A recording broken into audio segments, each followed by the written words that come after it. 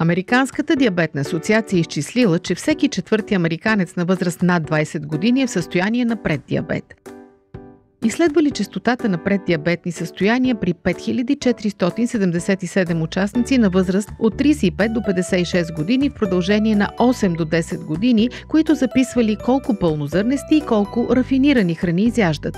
Повече пълнозърнести храни означавало 34% по-нисък риск от преддиабет.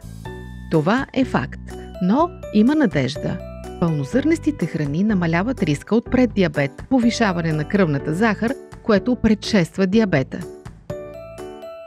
Вие можете да намалите риска, като преминете от рафинирани пшенични продукти към повече овесени ядки, кафяв ориз, пълнозърнеста пшеница, пуканки и други зърнени храни, в които се консумира цялото зърно.